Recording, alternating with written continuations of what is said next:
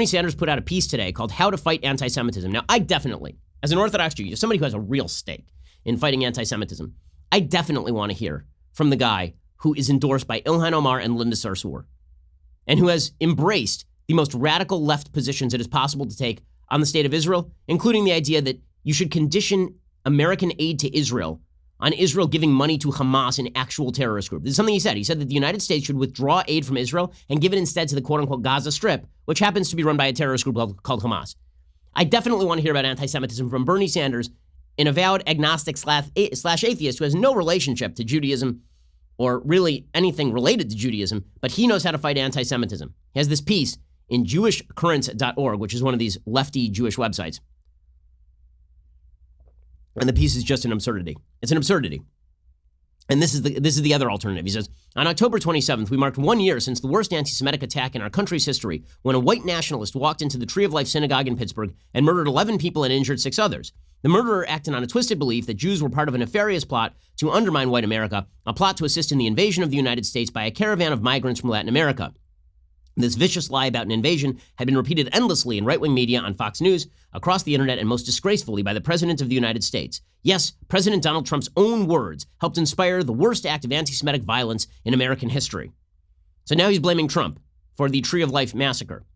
I wonder, who's responsible for the attempted shooting of congressional baseball players, congressional Republicans playing baseball on a softball field? Who's responsible for that, Bernie Sanders? It seems like that guy was quoting you. So if we're going to play this game, then you got some blood to answer for yourself. I mean, if this is the new standard. But don't worry, the piece gets worse. He says, the threat of anti-Semitism is not some abstract idea to me. It is very personal. It destroyed a large part of my family. Right, like every other Jew. He has family members who were killed in the Holocaust. This is true of every Jew. This does not grant you absolute license to hand over your foreign policy to actual, honest-to-God, day-to-day anti-Semites like Ilhan Omar, which is exactly what he has done. He says, I'm not someone who spends a lot of time talking about my personal background because I believe political leaders should focus their attention on a vision and agenda for others rather than themselves. But I also appreciate it's important to talk about how our backgrounds have informed our ideas, our principles, and our values. And then he talks about how he's a proud Jewish American, which is the first time I've heard him mention this, by the way. He doesn't really talk about it a lot because, again, his relationship with Judaism is strained at best. And then he talks about his father immigrating from Poland to the United States in 1921. And he talks about his family being slaughtered by the Nazis, which, of course, is true, as I say, for virtually every Jew has relatives whose extended family was slaughtered in Europe. And then he gets to the point. He says, anti-Semitism is rising in this country. According to the FBI, hate crimes against Jews rose by more than a third in 2017 and accounted for 58% of all religion-based hate crimes in America. A total of 938 hate crimes were committed against Jews in 2017, up from 684 in 2016. The New York Police Department reported in September that anti-Semitic hate crimes in New York City have risen by more than 63% in 2019 and make up more than half of all reported hate crimes. Just last week, on November 4th, we learned that federal authorities had arrested a man in Colorado they believe was involved in a plot to bomb one of the state's oldest synagogues. This wave of violence is the result of a dangerous political ideology that targets Jews and anyone who does not fit a narrow vision of whites-only America. Okay, so a couple of things. One, he is correct that there are white supremacist anti-Semites. I know. I mean, earlier this year, one of them was arrested for threatening me and my family by the FBI. So yes, I am very, very well aware of these people. In fact, I speak about them publicly. I'm very, very well aware of white supremacists and their anti-Semitism. However, to suggest that that is the only threat to Jews in America is absurd. He himself cites the New York Police Department statistics on hate crimes against Jews rising 63% in 2019. Not a single one of those hate crimes has been linked to a white supremacist. Not a single one. The New York City police have said that that has nothing, that uptick is happening in non-white communities, demographically speaking. So he is just ignoring a large portion of anti-Semitism in the United States because it doesn't fit his agenda.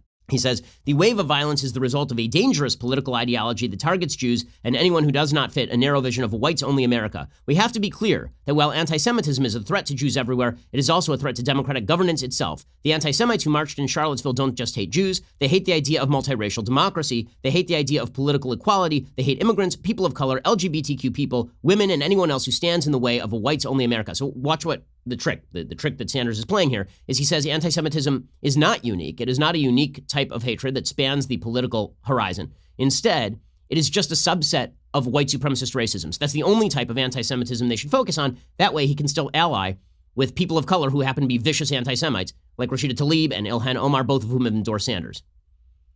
He says, this is the conspiracy theory that drove the Pittsburgh murderer, that Jews are conspiring to bring immigrants into the country to replace Americans, and it is important to understand that this is what anti-Semitism is, a conspiracy theory that a secretly powerful minority exercises control over society. That's true, what he is saying. I mean, like, if somebody were to say, it's all about the Benjamins, if somebody were to say that Congress is basically a Zionist-controlled entity, if somebody were to say that Israeli lobbyists control Congress, or that Israel hypnotizes the world, right? It might fall in that category. And then they might endorse Bernie Sanders, because those are all basically paraphrases of Ilhan Omar. He says, like other forms of bigotry, anti-Semitism is used by the right to divide people from one another and prevent us from fighting together for a shared future of equality, peace, prosperity, and environmental justice. Again, playing that trick of subsuming anti-Semitism under the rhetoric of broader anti-discrimination, which of course is a lie. You know, Tolstoy famously suggested at the beginning of Anna Karenina that happy families are all happy in the same way, unhappy families are all unhappy in different ways. Okay, well, the fact is that not all racisms are the same, meaning they're all evil, they're all wrong, but they have different components to them. And treating anti-Semitism the same way you would treat anti-black racism is a category error. They're not the same. They have different people who promote them, not exactly the same thing. He says, opposing anti-Semitism is a core value of progressivism, which is, of course, why he's hanging out with Linda Sarsour. He says, it's very troubling to me that we are also seeing accusations of anti-Semitism used as a cynical political weapon against progressives. So if you mention Ilhan Omar, now you're misusing anti-Semitism, says Bernie Sanders. One of the most dangerous things Trump has done is to divide Americans by using false allegations of anti-Semitism, mostly regarding the U.S.-Israel relationship. We should be very clear, it is not anti-Semitic to criticize the policies of the Israeli government. Okay, that's true. But it is anti-Semitic to suggest that Israel hypnotizes the world, or to suggest that boycott, divestment, and sanctions from Israel is justified while maintaining that, for example, there should not be sanctions on Iran, or Egypt, or Jordan, or Venezuela, or Turkey, which is exactly what Ilhan Omar has done. And then he suggests that truly fighting anti-Semitism means standing up for a Palestinian state, which is a very weird move. So the idea, I guess, here is what? That unless you kowtow to actual Palestinian terrorists who are in charge of the Gaza Strip, and by the way, the Palestinian Authority, literally just like the PA head, Mahmoud Abbas, just paid tribute to a family that had 6 members of the family who were terrorists like 2 days ago. Unless you kowtow to them, you're an anti-Semite, according to Bernie Sanders, which is a weird take. So basically, the way to fight anti-Semitism is to side with Ilhan Omar, Linda Sarsour, and to rip into Israel on a dedicated, consistent basis. He says, my pride and admiration for Israel lives alongside my support for Palestinian freedom and independence. I reject the notion there's any contradiction there. I mean, there isn't, so long as the Palestinians were to be led by, people who actually care about freedom and independence as opposed to murdering Jews wholesale. He has yet to find that leadership. He says, the forces fomenting anti-Semitism are the forces arrayed against oppressed people around the world, including Palestinians. The struggle against anti-Semitism is also the struggle for Palestinian freedom. Okay, that one you're gonna have to show your work there. My goodness. The struggle against anti-Semitism is also the struggle for Palestinian freedom. Literally, if you go to Israel and you drive on the road to Hebron, hey, there are signs on the road. And the signs will show you a black arrow if you stay on the road, like keep driving straight, and then there's a red arrow if you go off the side of the road. There's a big red sign that says this area is governed by the Palestinian Authority. It is dangerous and we cannot guarantee your safety, because if you drive in there with an Israeli license plate, they will pull you out of your car and there's a good shot you get killed. So let me get this straight. Fighting anti-Semitism requires what? Giving authority to Hamas and the Palestinian Authority? That's exactly what Sanders said. So this is the other Democratic candidate?